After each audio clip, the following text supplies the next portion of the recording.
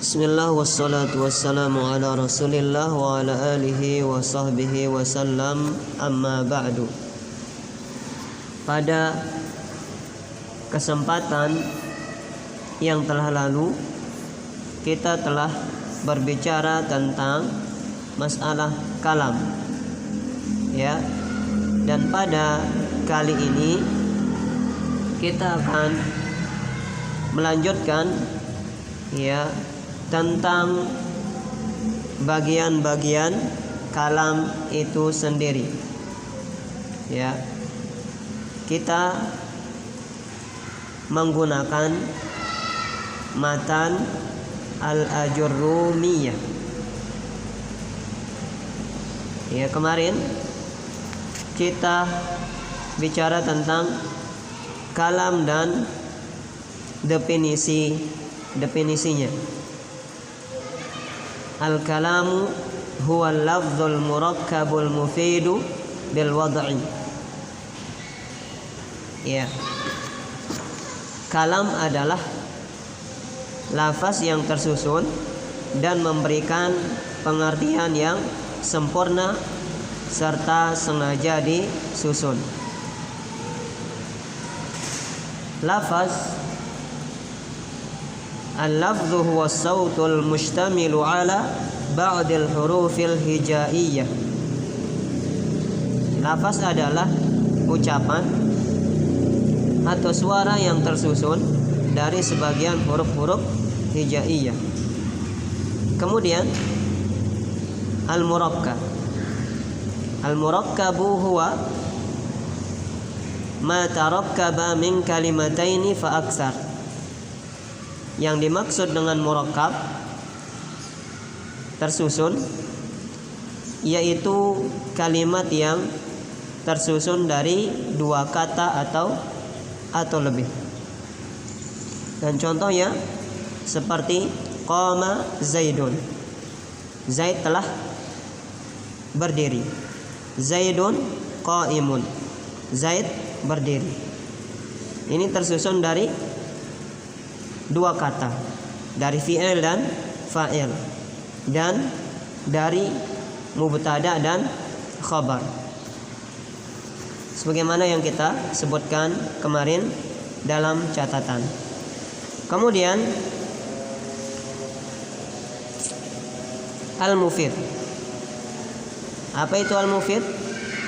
Al-mufidu huwa ma afada faidatan tammatan yahsunu sukutu 'alaiha minal mutakallimi was-sami'.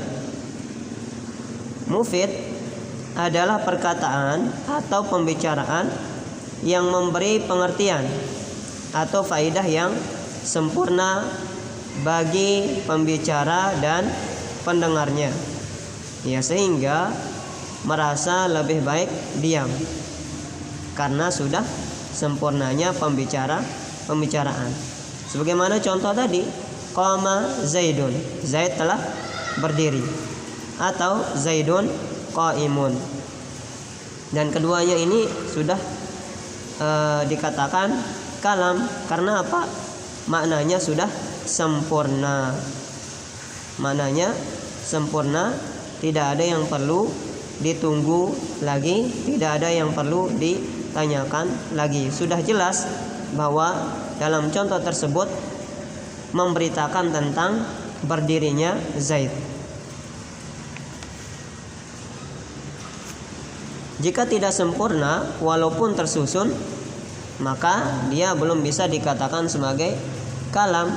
Contoh, in qama Zaidun, apabila Zaid telah berdiri. Nah, di sini masih kita menunggu penyempurnaan. Apa yang setelahnya? Apabila Zaid telah berdiri, apa yang akan terjadi? Ya, itu dia kemarin. Nah, bagaimana jika bentuknya adalah pertanyaan? Ma lughatukum, apa bahasa kalian? Nah, ini jelas sudah sempurna, pertanyaannya sudah sempurna. Ya, kita bisa memahami apa yang dia tanyakan. Maka ini kalam. ya, walaupun bentuknya adalah pertanyaan. Taib. Nah, pada kesempatan kali ini kita akan lanjutkan dengan macam-macam kalam, yakni wa aqsamuhu salasatun, ismun wa fi'lun wa harfun. Dan bagian-bagian kalam itu ada 3, yaitu isim, fi'il, dan huruf. Yang pertama, al-awwalu, yang pertama, al-ismu, isim. Apa itu isim? Wa huwa kalimatun dallat ala ma'nan fi nafsiha wa lam taqtarin bi zamanin wad'an. Wa lam taqtarin bi zamanin wad'an. Ya. Isim adalah kata yang menunjukkan atau memiliki makna pada dirinya sendiri dan tidak berkaitan dengan waktu tertentu. Ya, jadi dia isim itu ya, pada mulanya dia tidak berkaitan dengan masalah waktu. Contoh, Zaidun. Nah, ini nama orang, tidak ada kaitannya dengan waktu. Ana, saya. Ini enggak ada kaitannya dengan waktu. Contoh lain, haza, ini. Isim isyarah, enggak ada kaitannya dengan waktu. Atau contoh lain, baitun, rumah. Rumah tidak berkaitan dengan waktu. Suqun, pasar. Masjidun, masjid. Dan yang lainnya. Itu yang disebut dengan isim, ya, kata, benda, kata yang tidak berhubungan dengan waktu tertentu. Kemudian yang kedua, bagian kalam yang kedua disebut dengan fi'lun, ya, fi'il, kata kerja. Apa itu fi'il? Al-fi'lu wa huwa kalimatun dallat ala ma'nan fi nafsiha waqtaranat bi zamanin wad'an. Waqtaranat bi zamanin wad'an. Fi'il adalah kata yang menunjukkan atau memiliki arti pada dirinya sendiri dan tidak dan dia berkaitan dengan waktu tertentu.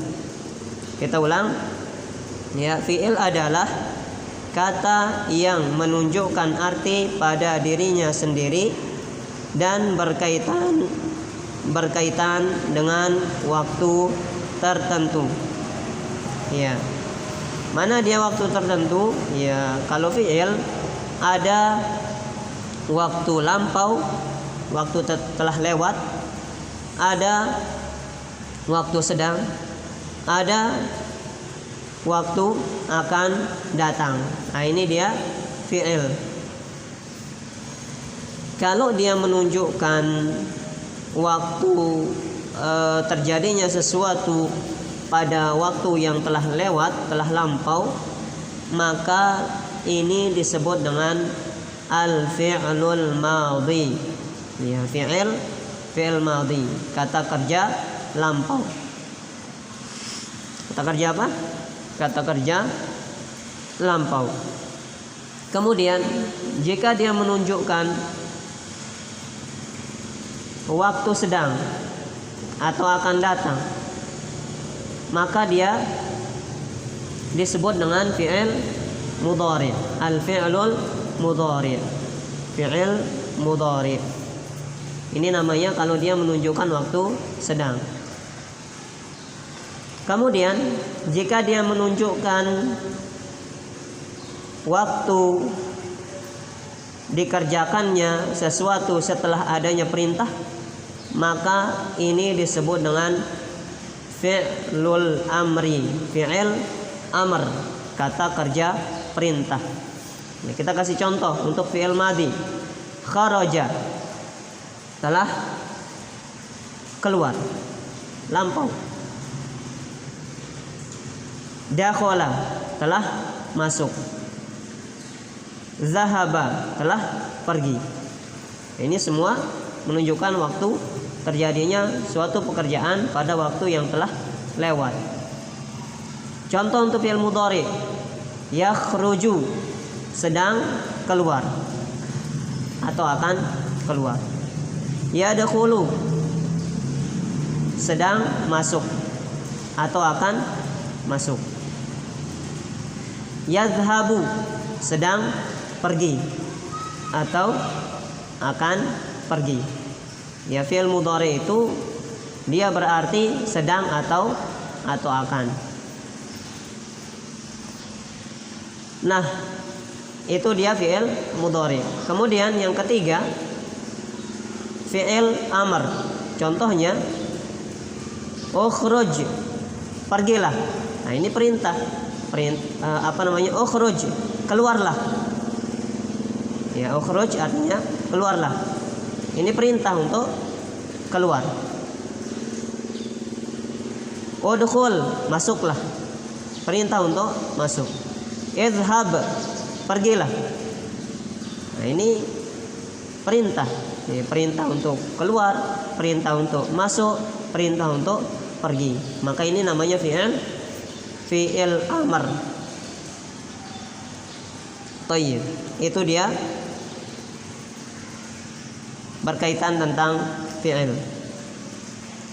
Kemudian yang selanjutnya bagian kalam yang ketiga, ya, jenis kalam yang ketiga yaitu al-harfu, huruf. Nah, tadi kita bicara tentang isim, kemudian fi'il. Nah, sekarang huruf. Apa itu huruf? Wa huwa kalimatun dallat ala ma'nan fi ghairiha. Huruf adalah kata yang menunjukkan arti atau memiliki arti bergantung pada kata lainnya. Ya, artinya huruf ini kalau dia sendiri maka maknanya tidak bisa sempurna. Ya, kecuali kalau dia gabung dengan yang lainnya, baru orang bisa memahaminya. Contoh, ila artinya ke. Nah, kalau orang bilang ila kemudian diam, ya maknanya enggak sempurna. Kalau gabung dengan yang lain, contoh ilal masjidi, ke masjid. Nah, baru bisa dipahami. Contoh lain, hal, adakah atau apakah. Nah, ini kalau nggak gabung dengan yang lain, maknanya tidak sempurna, nggak bisa dipahami. Hal anta mudarrisun, apakah engkau seorang guru? Nah, baru kita bisa paham, ya, bisa sempurna artinya. Atau contoh lain, lam, tidak, atau artinya belum. Nah, ini harus gabung dengan kata yang lain, baru dia memiliki makna yang berfaedah, ya, bisa dipahami.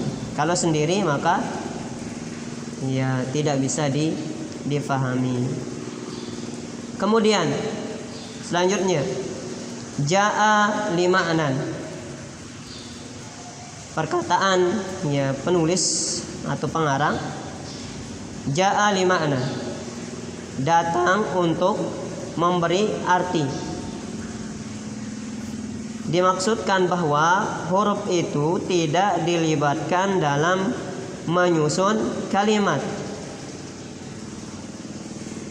atau kalam, kecuali jika ia mempunyai arti seperti hal, adakah, dan lam, tidak.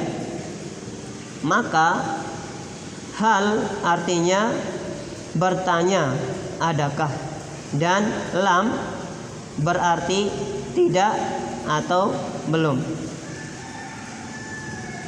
Ini namanya huruful ma'ani. Ya, hal, lam, dan yang sejenisnya dari huruf-huruf yang memiliki arti, maka itu namanya huruful ma'ani, huruf-huruf yang memiliki makna. Kalau ini bisa dia dirangkai sehingga menjadi kalam.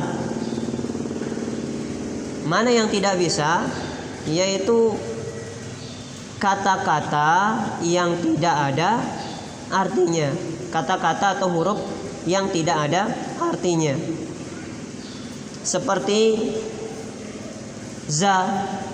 Kalau za ini bukan huruf ma'ani, ini bukan huruf yang memiliki arti.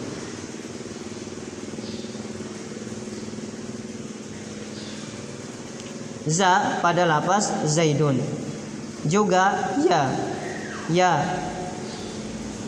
ya saja. Dan dal. Ini enggak ada artinya. Tidak ada artinya. Jadi dia tidak bisa dipakai untuk merangkai kalimat. Yang bisa dipakai merangkai kalimat atau membuat kalam itu adalah huruful ma'ani, huruf-huruf yang memiliki arti. Contoh hal, apakah, ya, lam, tidak atau belum, dan yang lainnya. Fi, ala, an, ila, dan seterusnya. Itu semua adalah huruf yang memiliki arti dan bisa dirangkai dengan kata-kata yang lainnya. Tidak seperti za, ya, da. Ini huruf-huruf yang tidak memiliki arti.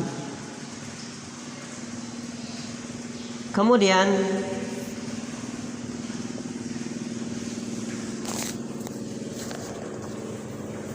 sekarang kita masuk pada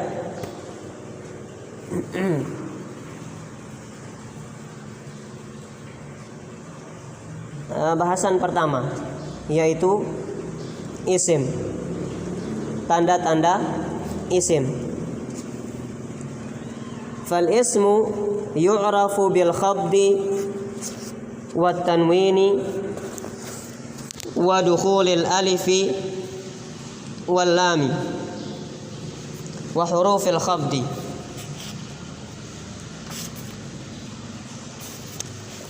Itu isim itu diketahui dengan i'rab jar.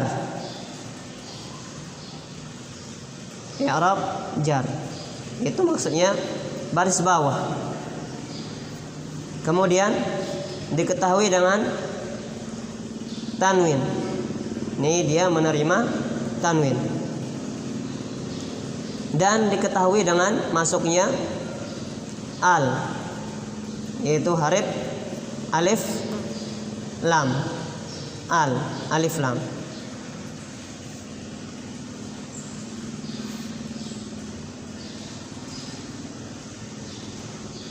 Contohnya, ya, contoh isim yang ada harokat kasrohnya dan ada tanwinnya, juga ada alif lamnya. Mana dia? Kitabul ustadzi jamilun. Nah, dalam lafaz ini lengkap. Ada harokat kasroh, ada yang memiliki alif lam, ada yang memiliki tanwin. Kitabul ustadzi jamilun. Lihat, al-ustadzi, kitabul ustadzi. Dalam lafaz al-ustadzi di sini sudah ada dua tanda. Ada alif lam al, kemudian ada kasrohnya zi, maka dia disebut dengan isim jamilun. Nah, di sini dia isim. Kenapa? Karena ada tanwin. Jamilun. Ya, kita ketahui dia isim dari dia ada tanwinnya. Ya, kitabul ustadzi jamilun. Kitab Pak Guru bagus. Ya. Kemudian kita sudah sebutkan berapa tanda? 3. Pertama harokat kasroh, kedua tanwin, ketiga masuk alif lam. Yang keempat, tanda isim yang keempat adalah dimasuki huruf khafat atau huruf jar. Mana dia? Nih, huruf jar. Sebagaimana dulu kita pernah belajar. Ya. Min, ila, an, ala, fi, rubba,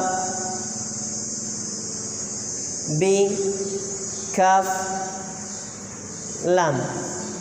Nah, ini huruf jar, huruf yang tugasnya membaris bawahkan isim.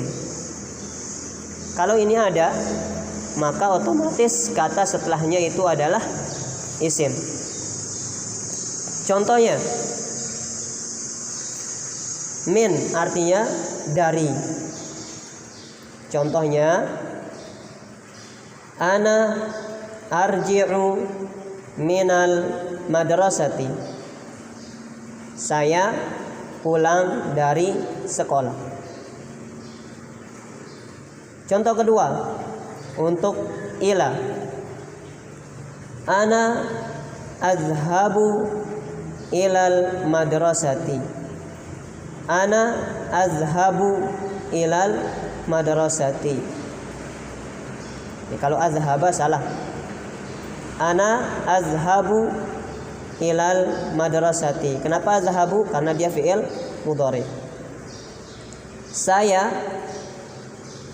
pergi ke sekolah. Kemudian untuk ana atakallamu anid darsi. Ana atakallamu anid darsi. Saya berbicara tentang pelajaran. Apa artinya? Saya berbicara tentang pelajaran. Kemudian untuk ala, contohnya ana ajlisu alal kursi. Ana ajlisu alal kursi. Saya duduk di atas kursi. Ana ajlisu alal kursi. Saya duduk di atas kursi. Kemudian untuk contoh fi. Ana ata'allamu fil madrasati. Ana ata'allamu fil madrasati. Saya belajar di sekolah. Saya belajar di sekolah. Kemudian berikutnya rubba. Contohnya rubba talibin mujtahidin fil madrasati. Rubba talibin mujtahidin fil madrasati. Banyak pelajar yang rajin di sekolah. Apa artinya? Banyak pelajar yang rajin di sekolah. Kemudian untuk yang B, ba ya, B huruf jar. Contohnya ana aktubud darsa bil qalami. Ana aktubud darsa bil qalami. Saya menulis pelajaran dengan pena. Saya menulis pelajaran dengan pena atau pulpen. Kemudian untuk kaf, ka ya, yang artinya seperti. Contohnya al-waqtu kas-sayfi. Al-waqtu kas-sayfi. Waktu itu seperti pedang. Waktu itu seperti pedang. Waktu itu bagaikan pedang. Ya. Kemudian contoh untuk li yang artinya kepemilikan, untuk atau kepunyaan. Al-kitabu lit-tilmidhi. Al-kitabu lit-tilmidhi. Kitab itu milik seorang murid. Kitab itu milik seorang murid. Al-kitabu lit-tilmidhi. Ya. Itu dia tanda yang keempat. Dimasuki huruf jar atau disebut juga dengan huruf khafat. Kemudian yang kelima, tanda isim yang kelima adalah bisa dimasuki huruf qasam. Huruf qasam itu huruf sumpah. Ya, huruf yang bermakna sumpah, artinya demi. Hurufnya ada 3. Apa? Hurufnya ada 3. Huruf qasam itu 3 dan tugasnya sama dengan huruf jar. Kata setelahnya itu baris bawah. Al-wawu wal ba'u wat ta'u. Ya, wawu, ba dan ta. Ini dia huruf qasam. Huruf yang bermakna sumpah, demi. Contohnya wallahi.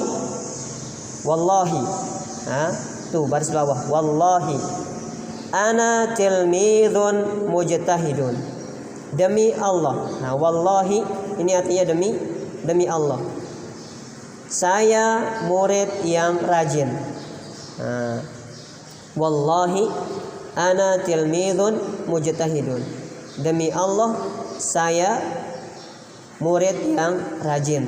Ini contoh saja ya. Kemudian untuk yang ba, billahi ana la ashrabul khamra. Billahi ana la ashrabul khamra. Demi Allah. Billahi artinya demi Allah. Ana la ashrabul khamra. Saya tidak minum khamr.